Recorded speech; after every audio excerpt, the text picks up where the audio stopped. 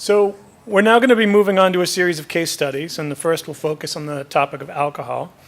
This session will be moderated by Professor Richard Saitz, who's the chair and professor in the Department of Community Health Sciences at the Boston University School of Public Health.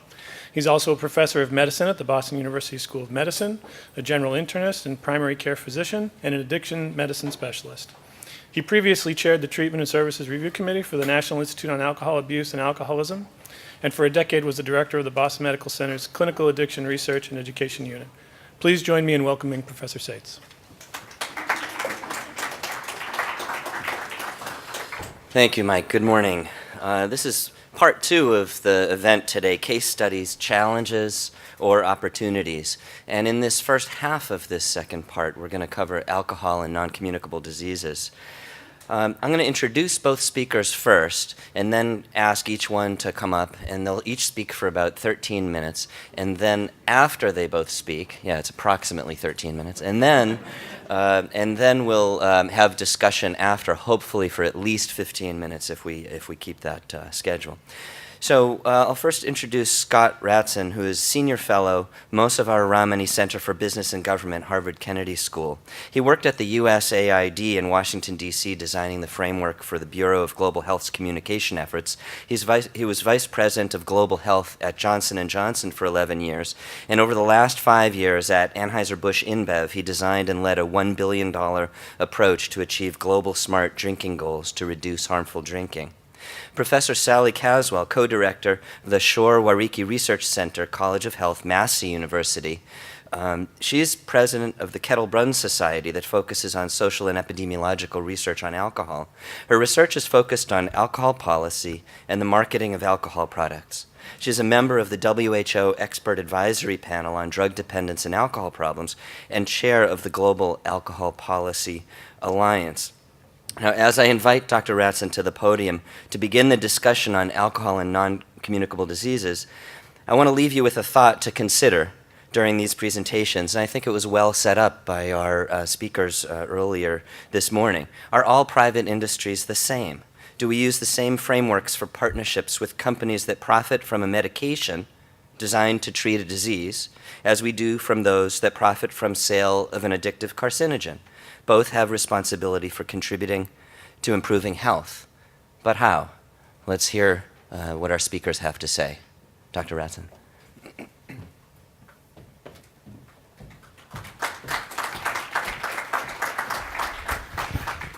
Thanks, Richard, for the intro and the setup here. And let me thank Dean Galea for the great work of bringing this series together. It's wonderful to be back in Boston. I graduated 31 years ago from the Kennedy School and spent 10 years in Boston here, initially at Tufts and Emerson, developing a program in health communication. And actually, I taught down the Commonwealth at Boston University's College of Communication, some of the early phase. I'd like to really spend some time, though, with all of you in terms of where I am now with public health. I call myself a public health physician. And as I go to the next slide, I'm looking where you have is this the big green button? That should show it. Thank you. It's my disclosure slide. Just some of the pieces I think it's important to see, one, what I have been doing, where I do have other activities, and I'll be speaking about some of those. I've been 4 different sectors, if I can say that, initially academia, then not-for-profit, government, and most recently for 16 years in the private sector before going back now across the river to the Kennedy School.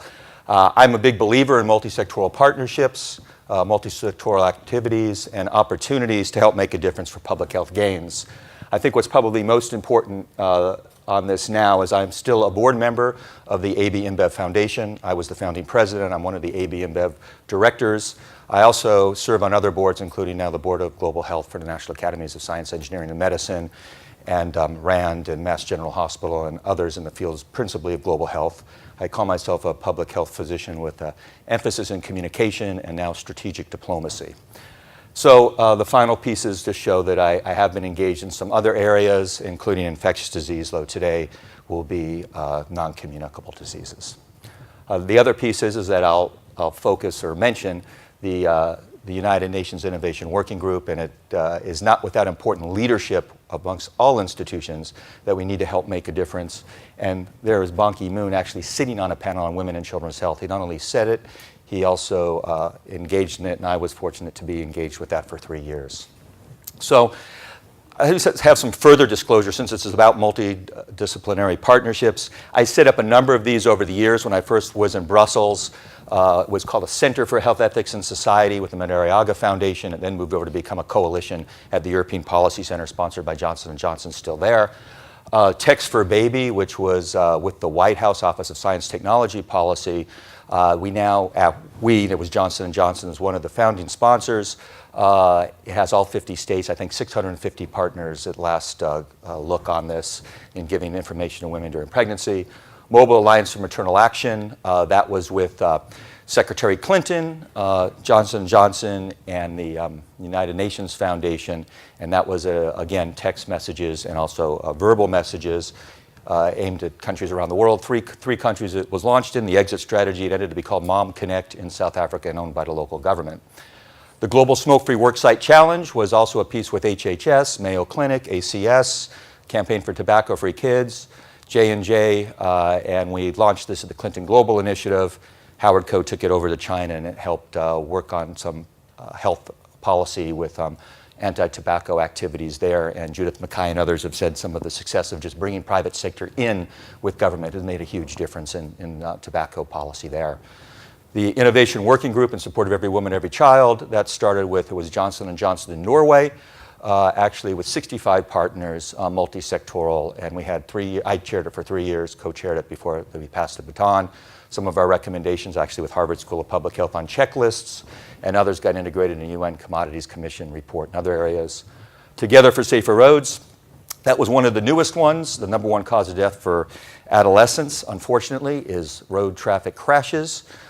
We set up a coalition. Now this was when I was at AB InBev, Facebook, AT&T, AIG, 15 companies launched at the United Nations, also with the U.S. Secretary of Transportation and others, to build a new coalition, and it's a 501c3 in Washington. And then finally, Global Smart Drinking Goals. I'll come back to those later. But I'd just like to say that each of these had different governance pieces, but all of them had the same goal and mission, which I think was key of what we've heard from the last two speakers, and I thank Professor Fairchild for reminding us the importance of a mission grounded in public health, and each of these have that, as well as measurable goals. Now, before there were Sustainable Development Goals, there were Millennium Development Goals, and I was also engaged with Johnson & Johnson to be the first company to link the Millennium Development Goal activities. It was a $200 million initiative. I later testified in Congress. This was the first time that the private sector was invited to talk about these partnerships. And I would say it was very strong, and I was very proud to be able to say these are important. The UN is very important. Obviously, it was a Democratic Congress at the time. And there was interest in calling this committee as a voluntary hearing, but nonetheless, it's on record of the importance of developing these with a robust evidence and science and conceptual-based approach. However, my fellowship across the river, I basically were calling it Getting Past Sisyphus. And I'm trained initially in rhetoric in my undergraduate degree. And I'm a real believer that, of course, we need persuasion, we need understanding of communication, we need understanding of one's audience and the builder of integrity and the ethos that's necessary to do our task. And hence, this is a great place to be at the academy, really, here working in academia. But yet, if you go back to Sisyphus, this was Homer had written, and he was the person who pushed the rock up the hill, but never was able to get the rock up the hill. He was condemned to immortality by pushing the rock up the hill for his whole life. So my theme is, can we get past Sisyphus? We heard about a 30-year challenge to get the rock over the hill. I was involved also with mebendazole, with the Children Without Worms, and spoke with the Global Task Force before I designed some of these activities. I think we can do it, but business and government can't do it alone. So the United Nations has come up with these Sustainable Development Goals, and all of us, may know them at some point. I know there's courses on this, but Goal 17 is probably the most important, requiring partnerships between governments, private sector, and civil society, partnerships built on principles and values, shared vision, shared goals, place people at the planet at the center, global, regional, national, and local levels. I was just at the UN General Assembly last week, and we actually had a meeting on how we can advance partnerships with SDG 3, which is the health and well-being, and hence the green piece that I think is of most importance. So how do we get there? I'll go quickly over these. The slide is a little bit messed up, I see. Number 6, James Austin wrote The Collaboration Challenge, How Nonprofits and Businesses Succeed Through Strategic Alliances. He's over at the business school here at Harvard. But this is pretty straightforward. A lot of this has been taught. A lot of this in different areas with shared value, collective action, a lot of work that other groups have done.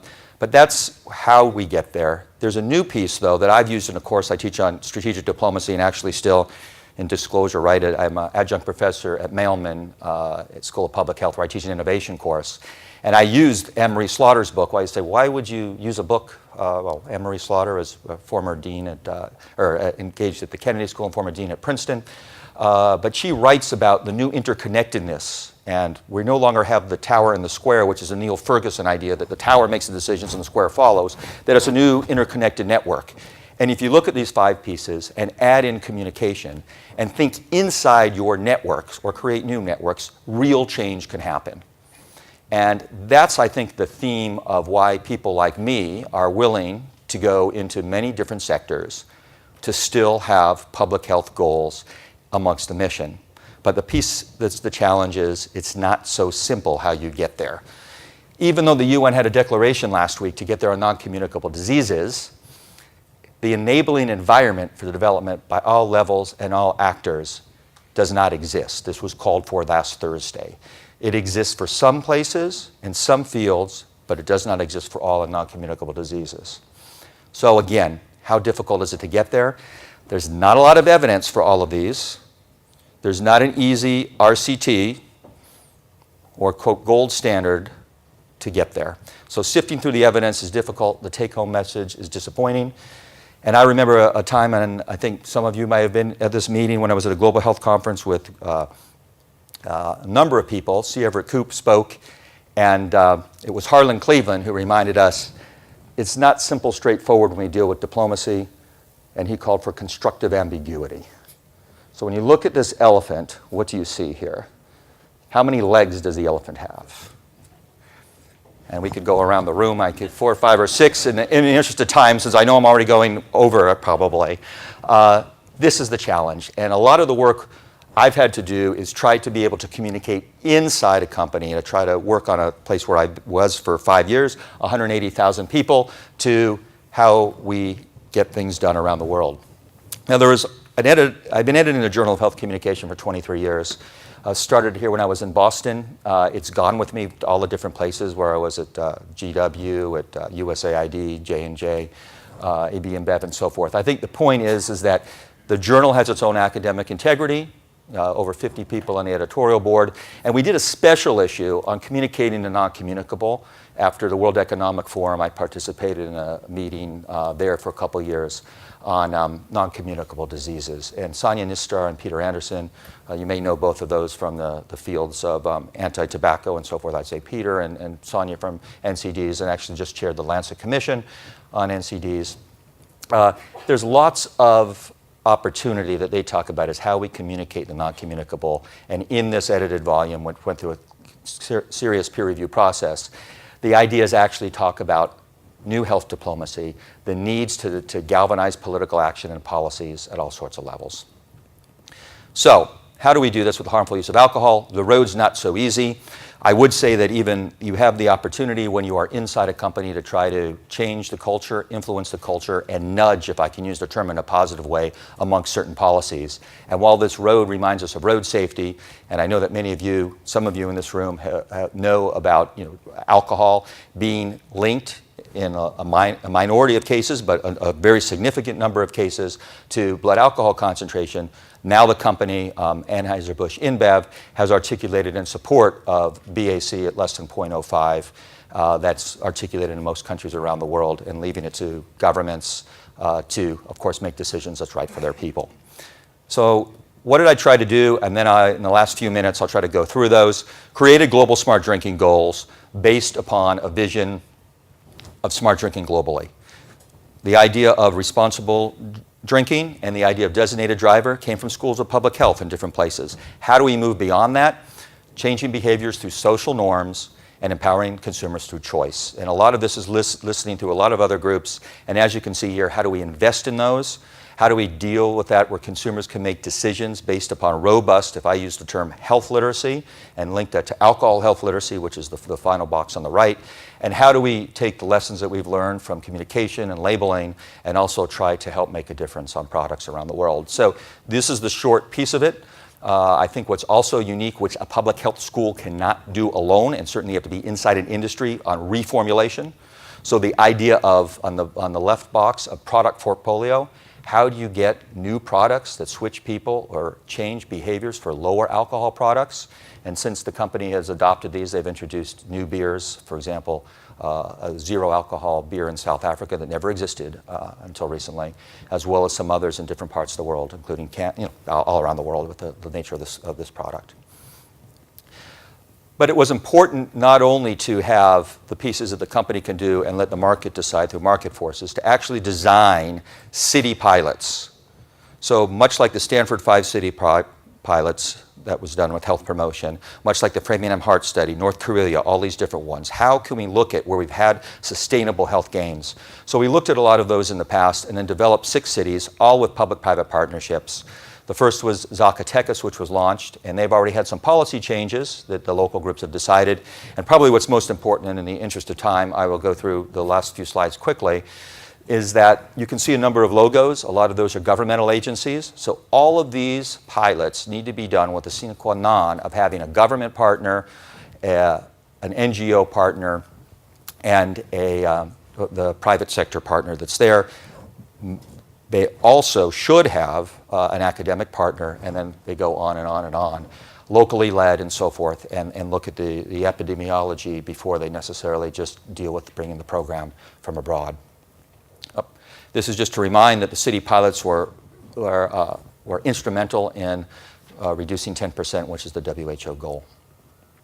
Now, we created a technical advisory group, which we thought was really important, because even as we did with road safety, we had a technical advisory group. Similarly here, Wesley Clark retired from SAMHSA. He's a professor at University of Santa Clara in California, and he leads and chairs the technical advisory group. And we have others. If we should put letters after all our names, we either have MDs or PhDs or doctors of public health, except for Dr. Clark, who also has a joint legal degree and brings that piece forward. We also created a scientific partners task force where we wanted to make sure that we had advisors who were robust in nature and helped us design these programs. In listening to like screening and brief intervention, referral to treatment, we knew that we need to have a right medical and scientific background. We have partners that are there. Dr. Peter Anderson, who's also helped design the program at KU Leuven, which is in Belgium, of primary care intervention, and a variety of others that are bringing the scientific rigor that's necessary for this partnership. The other piece is the foundation was established, and that's probably the probably newest piece to all of this. So in the public health world, right, we talked about public-private partnerships, but the company instigated this $1 billion program. But we thought that it was really important not only to have a program that has its institutional credibility and conceptual and theoretical and evidence-based background, but we had to guarantee that that would be followed in a rigorous way and separate out with a foundation overseeing this. So that's what we did. We researched a lot on different foundations, again, mentioned the Task Force on Global Health and others. We established the foundation as a 501c3, which means it has to meet certain criteria established by the United States Internal Revenue Service and so forth.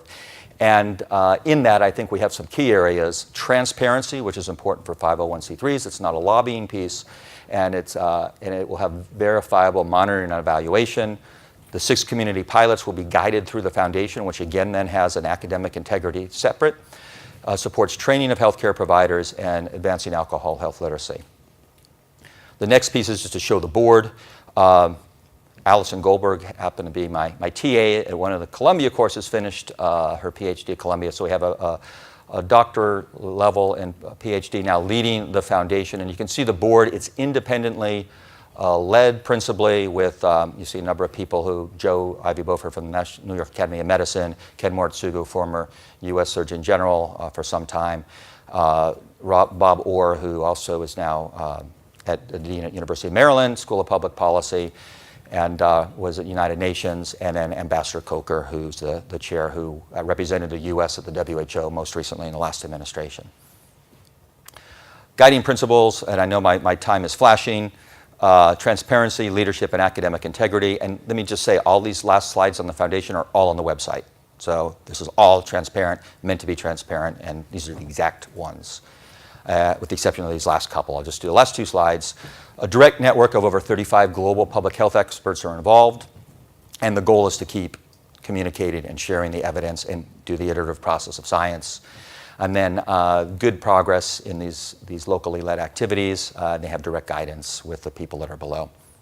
And one piece that also I think is worthwhile, which could be something that is shared with new public-private partnerships, is an independent data warehouse, that all the data will be available, much like the global burden of disease data is and so forth, and the opportunity for others to look at that and to go through the appropriate privacy and other pieces that are necessary for that, and then the publications and then the guidance label.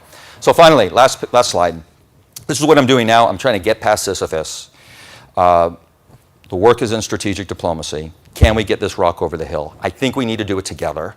The idea is, can we develop guiding principles for global health and well-being? What do those look like? How can we do that in the multi-sectoral world that we live in? And how do we unlock these synergies for action? It's not so simple. The guiding principles for human rights took 6 years. This will not take 6 years.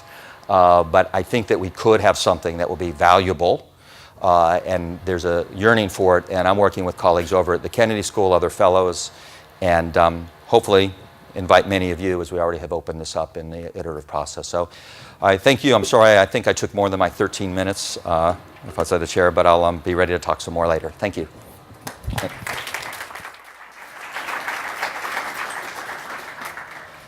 Thank you, Dr. Ratzan, and questions and discussion will be after the end of the second speaker, and I'll invite Professor Casswell to come up. Thank you. Good morning, everyone. Thank you for the opportunity to be here, and thank you, Dean Sandro, particularly for the opportunity.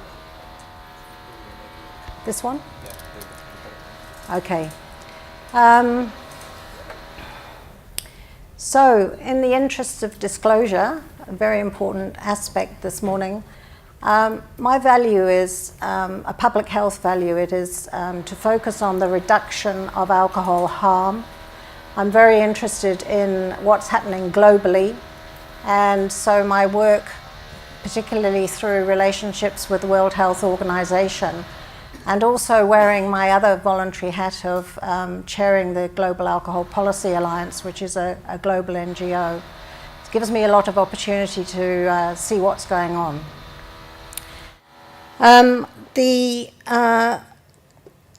I can't start this presentation without referring to what many of you will be better aware of and more involved with than I have been. But the fairly amazing experience that we've all observed with great interest from afar, where thanks to Michael Siegel, and I want to recognize his involvement, his tenacity in showing what was happening here, the close relationships between NIAAA staff and industry representatives led to bias in research questions and methodological shortcomings, which eventually resulted in the suspension or closure of this particular alcohol trial. But I'm not going to focus particularly on this kind of engagement between public health academia and the alcohol industry. And I'm not going to focus on another important issue, which is the way in which industry funding can close down the kind of research agenda so that particular issues don't get researched, issues, for example, around alcohol marketing, excise taxation, so on. Nor am I going to focus in this presentation on issues for alcohol researchers, and particularly, I think, junior researchers, if they do accept funding from the alcohol industry, because increasingly the research colleges are really questioning what's happening here. So the Kettle-Brune Society for Epidemiological and Social Research has recently required disclosure So has Inebria, which focuses on early identification and brief intervention. And I think that we will see, following on from disclosure, we'll see eventually some levels of exclusion. So I think there are issues for researchers to be very wary of when they think about engaging with the alcohol industry. But I'm going to focus really more on a broader issue. And my argument is really very, very simple. It is that the alcohol industry engaging with academic public health is a form of stakeholder marketing. The alcohol industry is reliant upon heavy drinking occasions, which means that they have to interfere with and subvert the uptake of effective alcohol policy. And the role of engagement with academia is a form of stakeholder marketing which is meant to legitimize themselves and allow them to operate more freely in the policy environment at national and global levels. I want to start now by just looking at the situation for the global alcohol industry. Their focus currently is very much in low and middle income countries. Just as with tobacco, as the market became somewhat saturated and also a response to increasing awareness of health issues in high income countries, the focus has turned more to the emerging markets. And there are growing economies with countries with quite low levels of prevalence of drinking. And young people, a high proportion of young people in those populations, increasingly urbanizing populations. And these are, of course, very good markets for the global alcohol industry. And this is where much of their focus is, at the same time as needing to recruit new cohorts of heavy drinkers to replace those drinkers who die or move out of heavy drinking in the high-income countries. The other opportunity for the global alcohol industry is really that they, along with other corporations, have contributed to creating a global environment in which the trade agreements and the economic agreements are very facilitating of their expansion into these low and middle income countries. And also, in particular, the new generation of economic agreements has really introduced some very worrying issues of concern to the public health community, which are around the kind of agreements governments are signing up to, for example, suggesting that there can be no more restrictive services put in place than those already in place when the economic agreement is signed. And this, of course, can refer to the marketing of alcohol, it can refer to the distribution of alcohol. So governments, I think, almost without knowing it, are signing up to an environment in which the corporations are being privileged. The sheer size of the transnational alcohol corporations and the power and resource this provides. If we look at AB InBev, for example, which is the biggest corporation now, I did a quick scan in 2017 and looked at its revenue, its annual revenue, and compared it with the GDP of the world's countries, and found that about half of the world's countries are less wealthy in that sense than AB InBev. And of course, these are some of the markets that the industries are moving into. So I think that just gives you a sense of the relative power. Digital marketing is a huge issue, which is the alcohol industry were early adopters of digital marketing. Diageo building a relationship with Facebook very early on. They've now, AB InBev, for example, bought an analytics company just recently. So they're able to target very clearly to the people they want to target at any point in time. And of course, this digital marketing has no national boundaries. I should have put on here private-public partnerships, because as we've heard, these are very much the flavour of the years. And this, in the global environment, is providing a very good opportunity for the industry to engage. However, all is not ideal and perfect for the global alcohol industry, because at the same time there is a growing awareness of alcohol-related harm, and I think we have to really acknowledge the global burden of disease work over the past few decades. It's really brought to the fore an understanding of where alcohol sits in relation to other risk factors.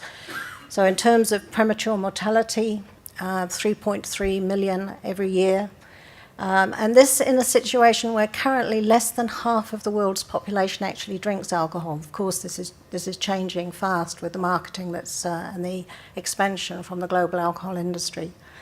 And early premature mortality and disability, very important for younger people as well. I think the evidence around alcohol as a carcinogen is having a big impact globally in terms of people's understanding about alcohol and health harms. And the impacts on adolescent brains, of course, is very important.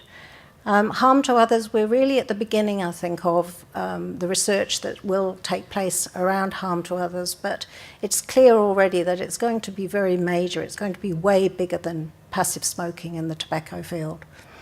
And it's important that alcohol harm is contributing towards inequalities, not just in high-income countries where poorer people are more affected, but also in terms globally of low and middle-income countries being affected.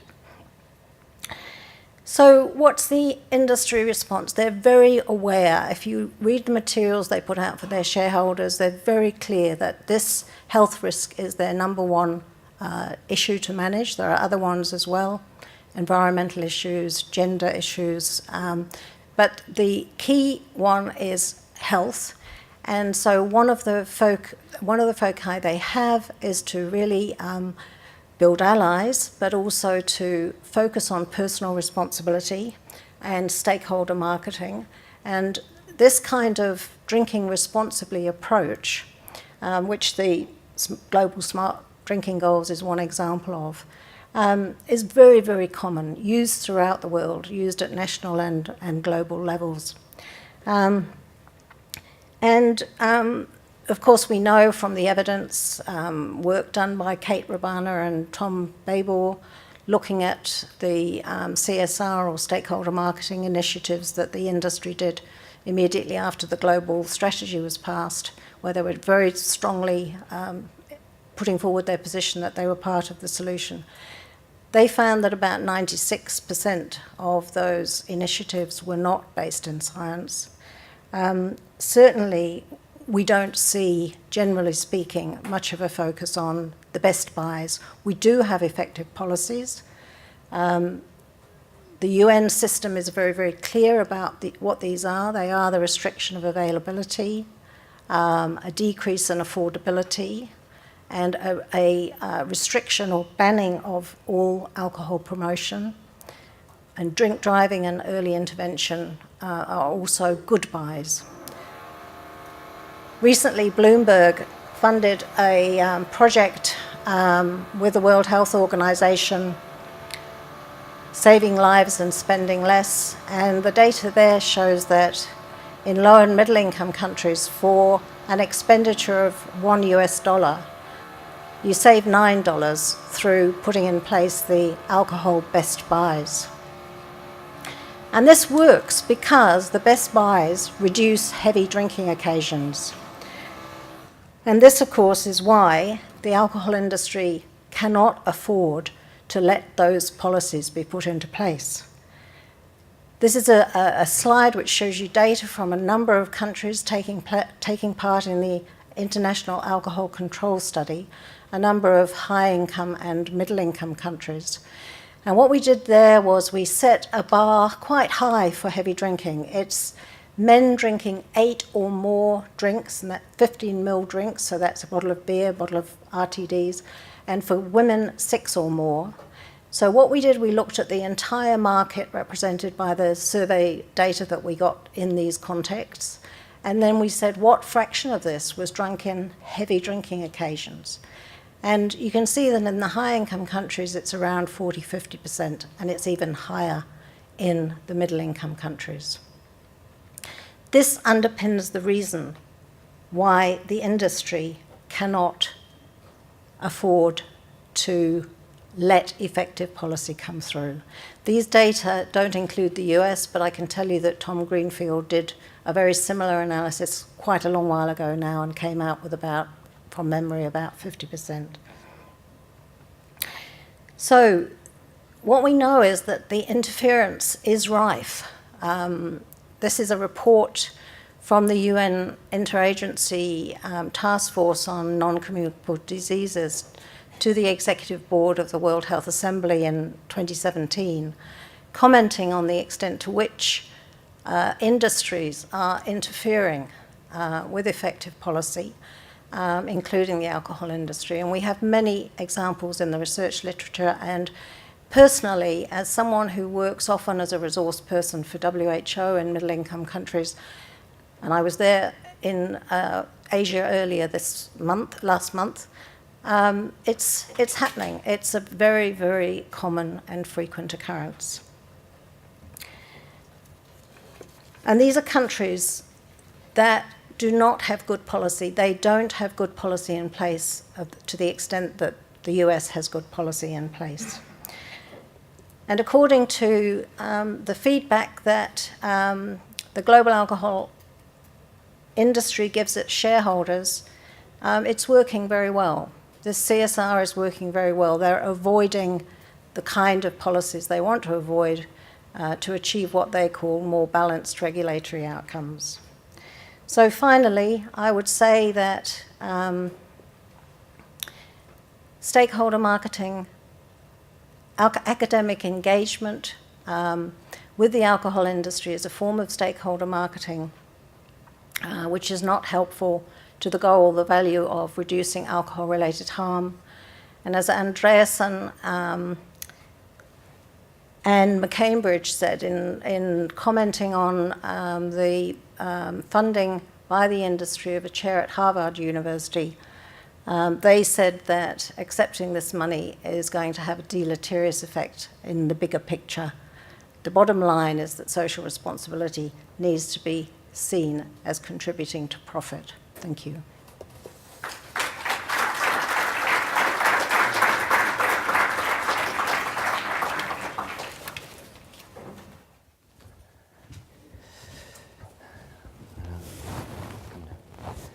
I feel like I better sit in the middle.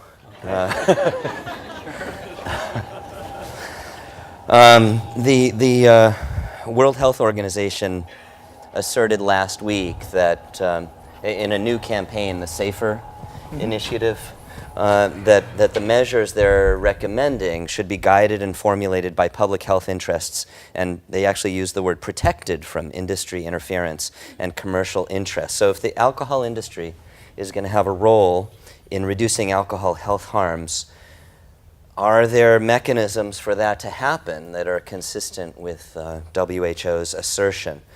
Maybe dollars that could be given to public health interests for them to manage rather than having the industry manage? Is that a way for the industry to contribute to reducing harm? I'll start with that question to either or both of you, and then we'll certainly open it up.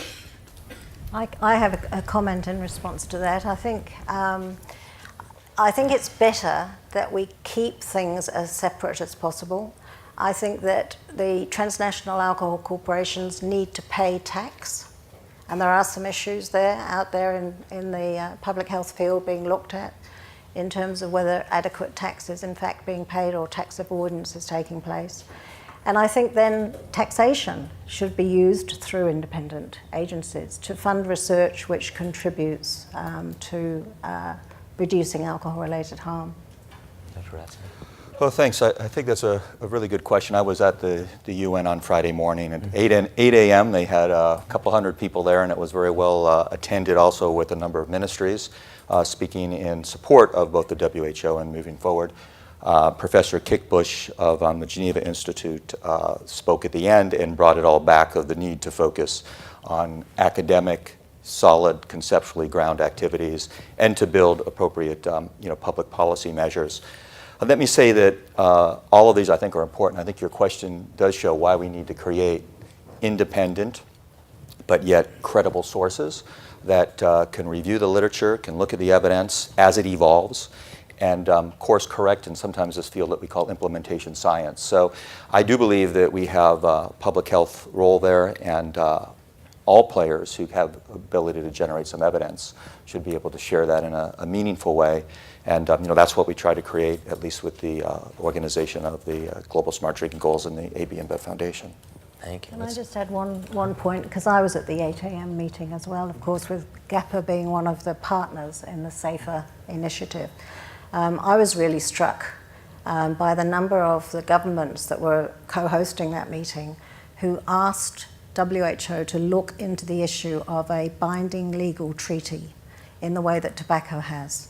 So a framework convention on alcohol control. And Ilona Kickbush in her summary at the end said, we must heed this call for discussion on a framework convention on alcohol. The movement starts now. Questions from the audience, please. There's some back there.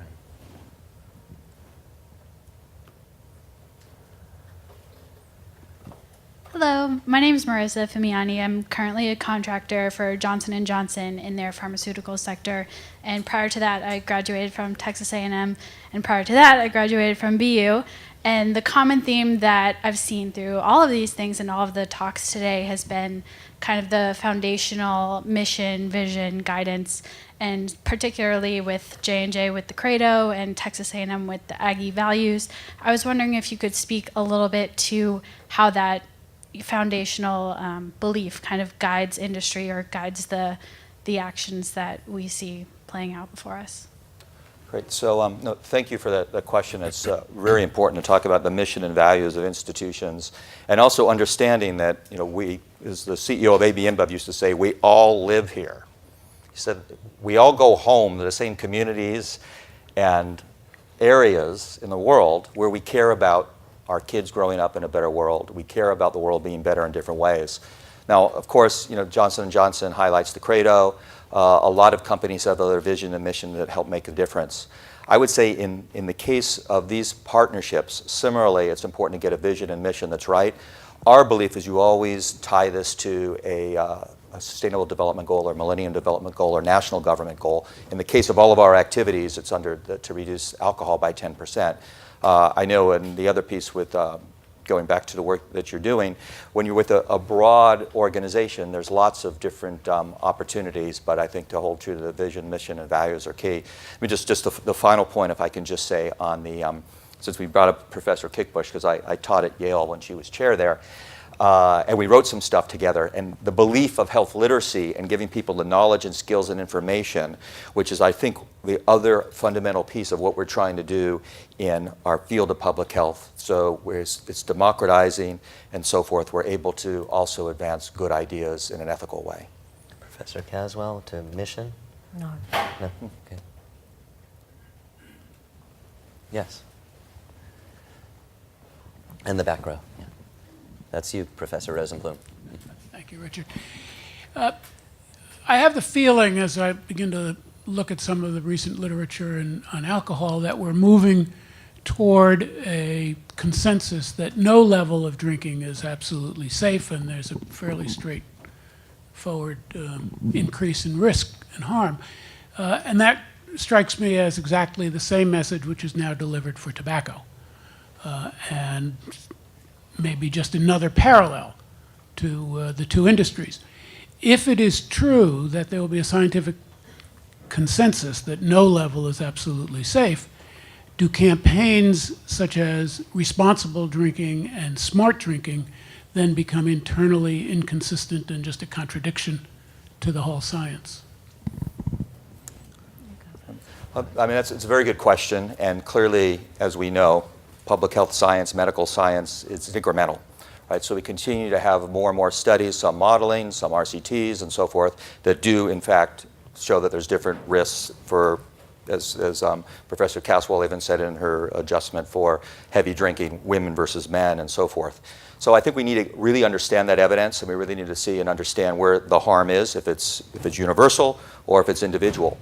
My belief is that targeted health communication campaigns and targeted interventions that are able to get people to understand what they're doing, this health literacy piece I mentioned before, and help them make appropriate health decisions with input from their learned intermediary, use the FDA term, the trusted health professional, whether they're people with your kind of degrees or other degrees, to help them come to that decision is ultimately where I think we need to head.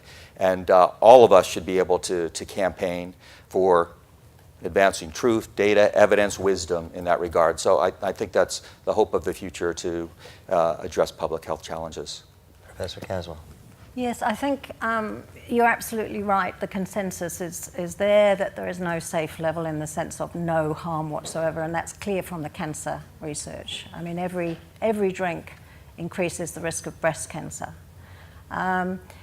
And I think it's very important in terms of your question about drinking responsibly and what that really is all about. It was work talking about the strategic ambiguity in these messages. And I think that it's particularly important in these middle-income countries where 30% of the population drinks and the rest don't.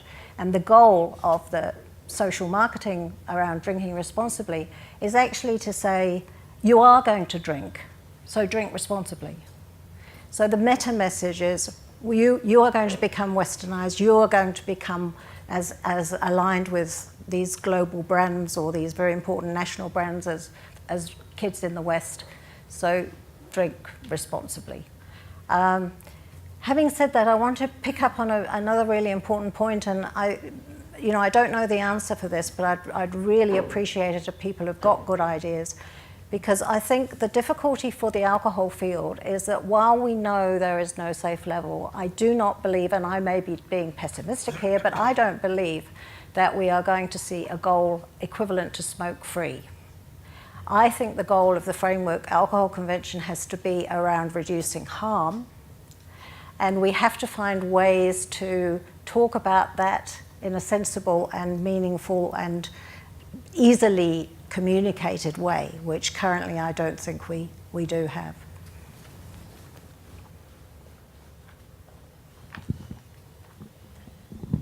Thank you both for really interesting perspectives. I was wondering if I can ask a question to Professor Casswell.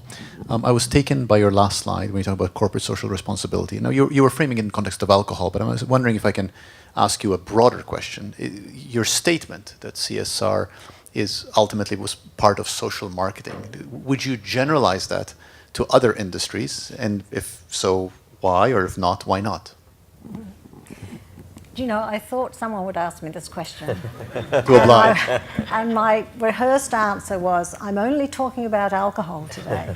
However, I will say that having read some literature in that field, I would say that it certainly does apply elsewhere. But I think, as I said today, I'm talking about a particularly hazardous substance. It's a substance which is addictive.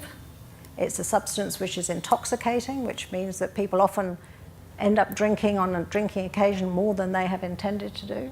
And it's a substance which we are allowing transnational alcohol corporations to market throughout the world. And so this is how I see CSR in that context.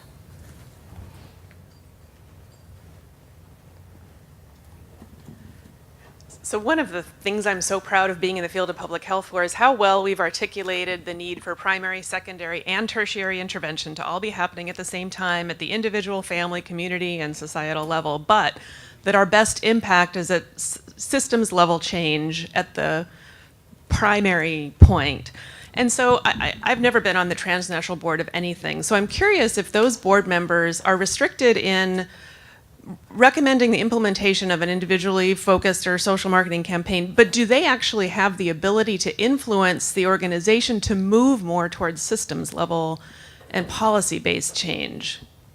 I just don't know if that's a power that's in that type of board. Sure. No, I mean, thank you for bringing up the primary, secondary, tertiary prevention. I mean, we've tried to translate that into very simple terms that the public can understand. It's staying healthy, getting people to detect and treat disease early, and then living with disease and disability, if we take those three, we similarly have that kind of approach for all of the activities in non-communicable diseases, so much that needs to be done on the primary side. I would say that to answer the question at the board level and so forth, Professor Casswell separated out LMICs. When we're dealing with global issues, take an issue such as dementia. I see a gentleman here at the dementia pin. How do you deal with that in the difference between the US and Europe, OECD countries versus developing world, where you even have different populations, you need to have different approaches, even the terms, primary, secondary, tertiary, will be different in those. And I think those are the huge challenges that need the system change that we're looking at. Other challenges I can bring to, in the vaccination world, where, we preventing cervical cancer and so forth, there's opportunities that we're having difficulty breaking through without having the holistic response. So I would say the boards that I have been on, and including the CDC board on infectious disease, there have been those kind of discussions. Why are we having difficulties, principally in the US, but even if we talk about Ebola, you certainly saw how that was perhaps not handled as well as it could have been at the first time for a variety of different reasons. But the point is to answer your question, holistic approaches, how do we get different sectors involved, and how do we learn from what's happening on the ground in many of those? Professor Casswell will wrap up this discussion. Yeah, just very quickly. I think you raise an important point. We sometimes hear stories of how issues can't really get beyond the corporate affairs level within a global transnational corporation, that when you get to the very top, profit is very clearly what it's all about. So CSR is useful as long as it's contributing to that bottom line, to profit. I think the issue for the alcohol industry and for public health in relation to the alcohol industry is that it's very hard to see where they can go. I mean, clearly the industry is responding to this increased health awareness by producing more low and non-alcohol beverages, which is a really good market response to a situation. But apart from that, they make their money out of a drug which is addictive and intoxicating, and it's hard to see how any issues such as reformulation or any of those issues will really work in the short term. Let's thank both of our panelists. Thank you so much for doing this. Yeah, thank you very much.